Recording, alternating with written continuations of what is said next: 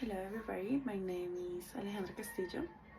I'm gonna record the video for the task for the place I come from, the speaking skills.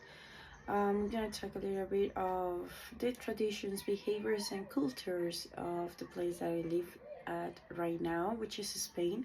And then I'm gonna compare it a little bit with my original place where I come from, which is Colombia. So first of all, we're gonna talk about the double kissing. When you say hi in Colombia to a person which is close to you, you usually just give them a kiss. Like you're saying hi to your grandma, you say, "Hi, grandma, how you doing? Good morning." Well, here in Spain are double kisses because we're in Europe. I don't know why, but I believe there's a tradition when you were asleep to your when you were like regular person from the folk and the king or princess were coming, so you double kiss. So well, that's what they do here. They say hi, mwah, mwah, double kissing. So then it is very common to see people drinking coffee, which I find very similar to Colombia. Colombia is one of the country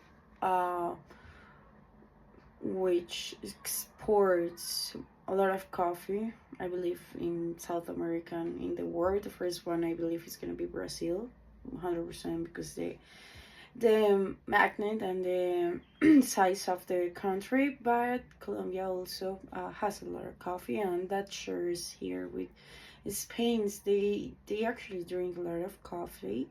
They usually drink one in the morning. Then if you hang out with your friends, or if you go outside for a walk with your family to take the dog out, you take a coffee on the way. Then late lunches and dinner. This is something different with Colombia. In Colombia, our biggest meal is gonna be the breakfast, like coffee, juice, eggs, bread, I don't know, like caldo, like bread, something like that. That's our breakfast. Like we eat a lot of things in the breakfast, but at lunch we actually do also big lunch, like rice, beans, meat, some fruit, juice, and if we can, some soup, right?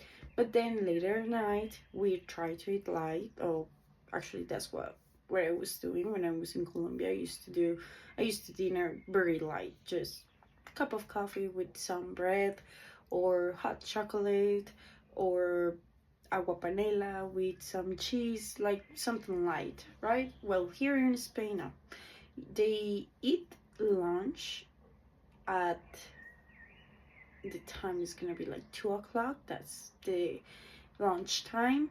What they eat is like a piece of bread with tomato on the top and some jam. That's lunch. Or then some avocado with some pork on the top, or then a burrito with some pork meat or cow meat. They eat a lot of pork in here. It's crazy how they eat pork. But the dinner time is gonna be at night time. Actually, 9 o'clock or later is gonna be dinner time, and that's a really big meal. Like they could eat a lot at dinner time, which I believe this is crazy because nighttime supposed to your stomach supposed to be light for you to go to sleep. How come you're gonna eat and get how come you're gonna get full with all of this food before going to sleep?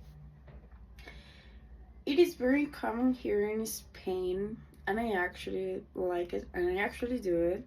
The siesta. Siesta time is the nap time that you take during the day. For example, as a regular person, let's talk about me. I go to work from 7 in the morning to 3 in the afternoon. When I get home, I mean, after work, I go to the gym, I do some workout, and then I come home. I eat some lunch the way I do it normally, and then I take a nap, an hour nap, or maybe two. Actually, I just woke up from one. So it's very common for a person between the 5 p.m. to the 7 p.m. to take a nap.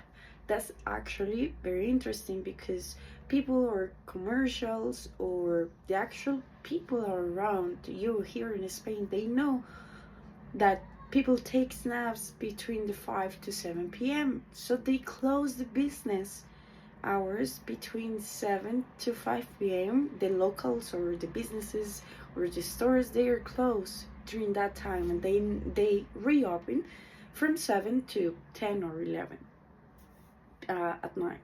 So that's crazy how I don't know, a whole country understands that there is a nap time, and they just get adapted to it, and they have a closing time or napping time also for the businesses, and then they reopen. I believe that's crazy.